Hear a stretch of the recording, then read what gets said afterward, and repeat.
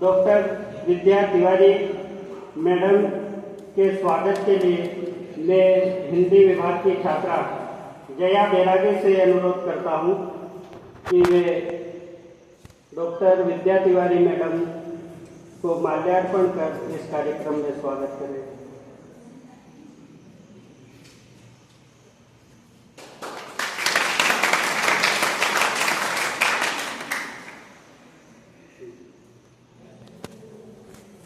आदरणीय डॉक्टर मंजुला अलान से समाजशास्त्र विभागाध्यक्ष मंचासी ने मैं उनके स्वागत के लिए डॉक्टर संगीता जटिया मैम से निवेदन करूंगा कि वे माल्यार्पण कर उनका स्वागत करें।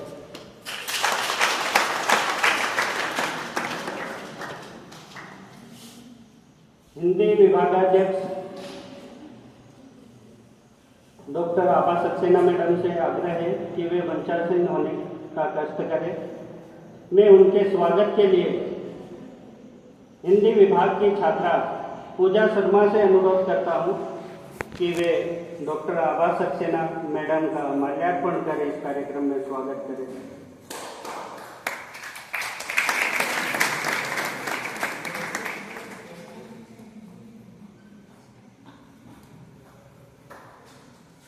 स्वागत की इस कड़ी के पश्चात बोर्ड पर हमने लिख दिया है राजभाषा हिंदी दिवस। यह कार्यक्रम हम प्रतिवर्ष 14 सितंबर को राष्ट्रीय राजभाषा हिंदी दिवस के रूप में मनाते हैं। इस संदर्भ में हमें मार्गदर्शन के लिए मैं हमारे बीच में प्राचार्य प्रतिनिधि के रूप में विराजमान डॉक्टर विद्या तिवारी मैडम से अनुरोध करूंगा कि वे इस कार्यक्रम के संदर्भ में हमें मार्गदर्शन, उद्बोधन और अतिथि परिचय देने का कष्ट करें। डॉक्टर विद्या तिवारी। धन्यवाद सर। आज के इस गौरवपूर्ण कार्यक्रम जो हिंदी पखवाड़ा हमारा चल रहा है, हिंदी दिवस के अवसर पर आज हमारे बीच में मुख्य वक्ता के रूप में आई हुई हमारी अपनी ही है। इसी महाविद्यालय में वर्षों तक इतिहास पढ़ाया डॉक्टर नवनीता चौरसिया, हिंदी विभाग की विभागाध्यक्ष डॉक्टर आभा सक्सेना मैम, समाजशास्त्र की विभागाध्यक्ष डॉक्टर मंजुला अलान मैम और मेरे सभी महाविद्यालय परिवार के साथी और विद्यार्थी। मुझे सर ने दायित्व सौंपा है स्वागत भाषण का और अतिथि परिचय का। पहले तो मैं अतिथि परिचय करवाती हूँ कि डॉक्टर नवनीता चौरसिया हमारे बीच की ही है, ये किसी परिचय की मोहताज नहीं है। आप इतिहास में वर्षों तक हमारे महाविद्यालय में अतिथि विद्वान के रूप में सेवाएं देती रही हैं। बीच में आपके कहीं ट्रांसफर, पति का ट्रांसफर हो गया, बैंक में थे, अब तो वीआरएस ले लिया उन्होंने, उनके साथ कहीं चले गए थे बीच में और फिर कुछ ब्रेक हुआ। उसके बाद से फिर महाविद्यालय में सेवा भले ही नहीं दे रहे हैं, लेकिन जब भी हमें इन्हें आमंत्रित करते हैं तब हमारे बीच में उपस्थित होती है और हमें पूरा स्नेह उनका प्राप्त होता है। भोज की और चाहे विक्रम की परीक्षाएं हो, परीक्षा में ड्यूटी करने का हो, जब भी सर ने निवेदन किया है मैडम हमारे बीच में उपस्थित होती हैं। बहुत दूर नहीं रहती, हमारे महाविद्यालय के पीछे ही आपका निवास स्थान है, इसलिए हमारी दूरियां भी ज़्यादा नहीं है, दिल की दूरियां भी नहीं है और जगह की दूरियां भी नहीं है। आप हमेशा हमारे दिल में स्थान रखती हैं। मैं महाविद्यालय परिवार की ओर से आपका बहुत बहुत हार्दिक स्वागत करती हूँ, अभिनंदन करती हूँ।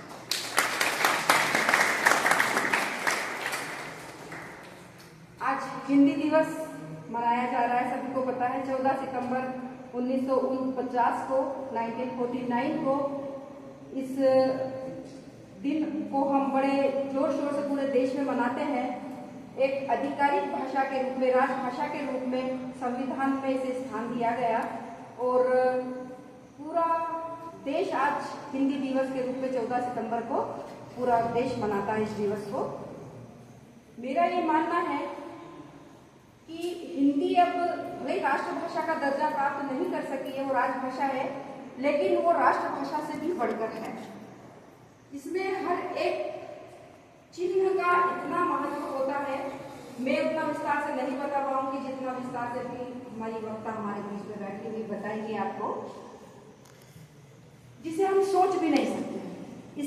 इसके जो निकलने वाले वर्ण हैं, कौन से कंठस्थ हैं, कौन से जीवान से निकलते हैं, कौन सी ऊपरी सतह से निकलते हैं, हर एक शब्द का बड़ा महत्व होता है। भले ही वो राष्ट्रभाषा नहीं है, लेकिन राष्ट्रभाषा के दर्जे से ज्यादा इसका महत्व है।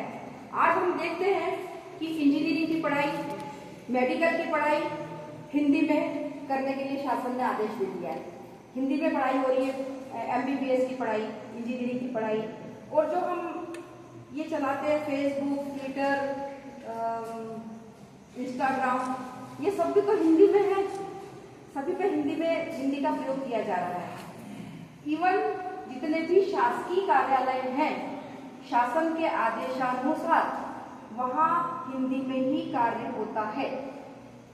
इवन न्यायालय में भी शासन का आदेश है कि न्यायालय के जो आदेश होंगे वो भी हिंदी में होंगे, क्योंकि भारत का मैक्सिमम यानी कि 75% लोग जो होते हैं वो हिंदी से परिचित होते हैं। भले ही भारत बहुत बड़ा राष्ट्र है, भारत में बहुत सारी जातियां हैं, बहुत सारे धर्म हैं, बहुत सारे संस्कार, बहुत सारी संस्कृति है, विचित्र तरह की देश है हमारा। जितने राज्य हैं उतनी भाषाएं, उतनी ही बोलियां हैं, उसके बावजूद भी हम कहते हैं भारत एक है।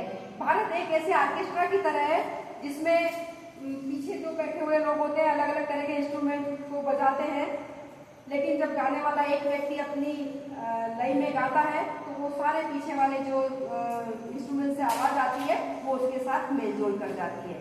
तो हमारी राजभाषा भी वैसी ही है। भले हम कितनी भी भाषाओं का प्रयोग करें, हमारे देश में रहने वाले अंग्रेजी भाषा, अरेबिक भाषा है, जो भी भाषा बोलते हैं, लेकिन अंत में आते हम सब हिंदी पर ही हैं। केवल देश ही नहीं, बल्कि हिंदी भाषा ने विदेश से भी हमको जोड़ कर रखा है। विदेशों में भी जो भारतीय रहते हैं, विदेशों में जो विदेशी रहते हैं, जो वहाँ के नागरिक रहते हैं, वो भी हिंदी भाषा से कहीं न कहीं परिचित होते हैं। अब वर्तमान में तो हमारे पास इतने सारे यंत्र साधन आ गए हैं कि हम किसी भी भाषा का अनुवाद उस यंत्र के माध्यम से कर सकते हैं। हमारे पास मोबाइल में भी बहुत सारा होता है ना। हमको यदि अंग्रेजी पढ़ने वाले को यदि हिंदी नहीं आती है तो वो हिंदी उस जो भी चीजें भी होती है उसमें अलग अलग उसके माध्यम से वो अनुवाद कर लेता है। तो अब हिंदी भाषा कोई अपरिचित भाषा नहीं है, ना विदेशियों के लिए, हमारे लिए तो कतई है ही नहीं, लेकिन विदेशियों के लिए भी अपरिचित भाषा नहीं है। हम सभी हिंदी भाषा का प्रयोग करते हैं और हिंदी हमारी राजभाषा है, हमारी मातृभाषा है। हमारी टंग पर हमेशा हिंदी को होना चाहिए। हमारी जुबान पर, गलती से मैं टंग बोल रही हूँ क्योंकि हमारे शब्द रटे हुए होते हैं, हमारी जुबान पर हमेशा हिंदी भाषा होनी चाहिए। हमें हिंदी भाषा का हमेशा सम्मान करना चाहिए। बहुत बहुत धन्यवाद।